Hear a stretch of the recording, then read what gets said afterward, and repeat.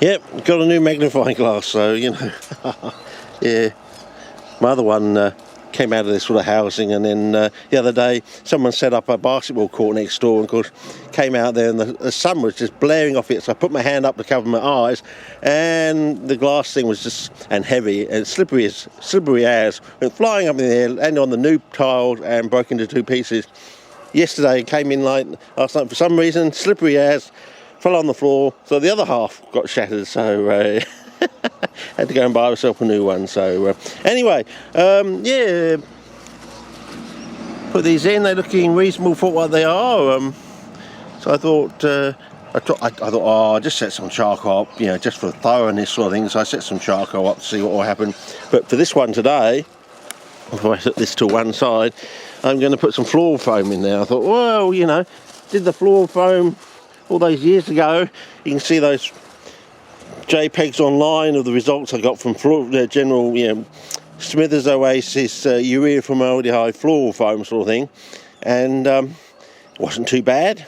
And I thought, well, try it this way, it may be better than sphagnum sort of thing. So yeah, I put false dandelion, true dandelion, what do you call this? A deadly nightshade, which is a supplement for a tomato plant. I've got a bit of a liverwort in there. 2 types of moss. Some true tomato seeds ready to germinate, and Queen's Anne's lace, and did the same for most of that. Haven't got an oxalis in there. I don't know, I didn't think I could have the room, but might try it with this. But so basically with this, you crush this thing, 2 bricks make to 1 brick, and basically 1.5 litres basically is that height, and when you cut the top off, because they're 2.4 litre milk bottles sort of thing, and they'll crush it down, and 2 of these ought to fill most of that. That's why I bought 3, just to be on the safe side. But I'll film that tomorrow. I'll set it up tonight and put some plants in it and see how we go. You know, we might be pleasantly surprised. So yeah, so yeah, anyway, that's about it for now. I think there's nothing else really to talk about. So yeah, I was pretty surprised that for what it was, that it would work so well. So maybe this is the answer. Oh yeah,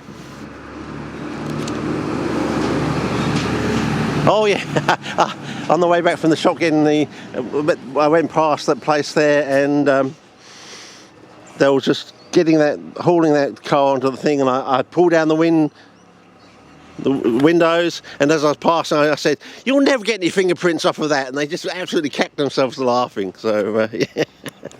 Who says I don't have a sense of humour? I made a whole crowd of people laugh. There you go. I know, it was a slightly illogical sort of answer, but you know. But yeah, anyway, so I'll do that. Oh, the other thing, yeah, all that thing about putting a bloody banana peel behind your elk horn or staghorn ferns and growing something this big. Yeah. What were you thinking, you know? Mathematical deduction, yeah. I think you're fucking stupid, yeah. Oh, I'm in a funny mood today, I think. I mean, yeah, it must be the magnifying glass. Making things look bigger than they normally are.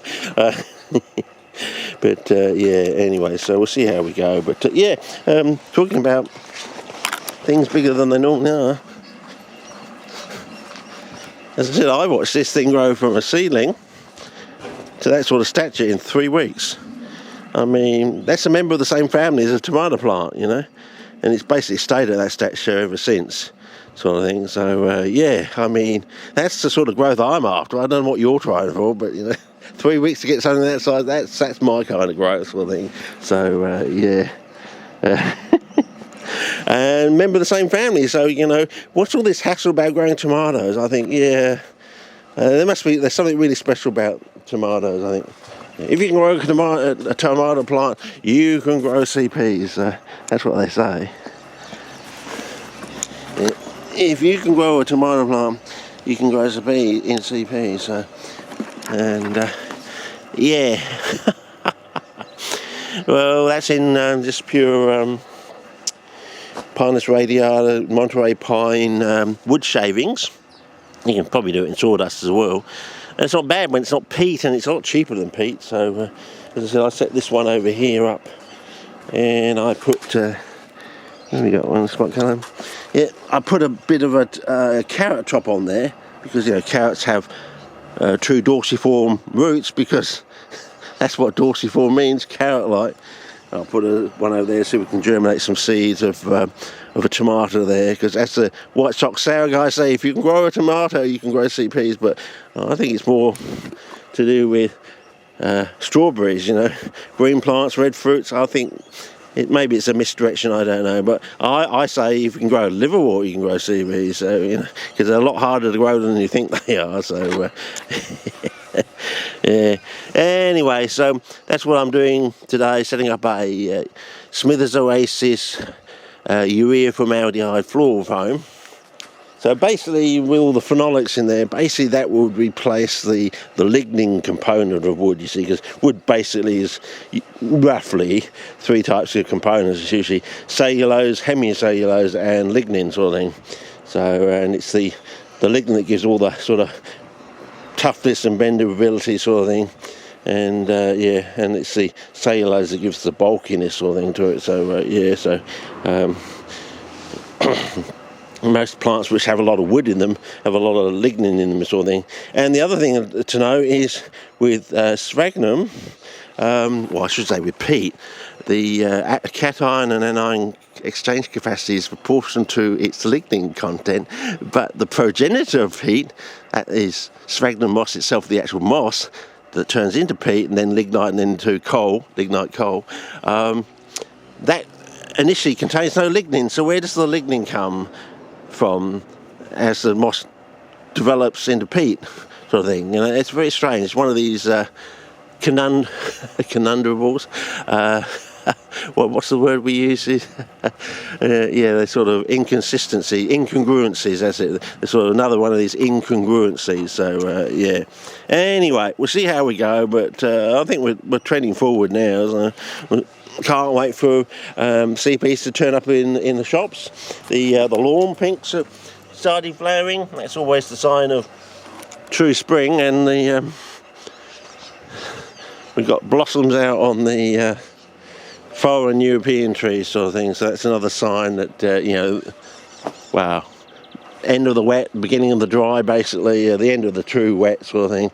And we go into we'll be screeching into summer weather faster than you can blink. By third week of October it'll be getting pretty warm, and once you're into December, mid-December heading up to Christmas, you're dying to turn the air conditioner on.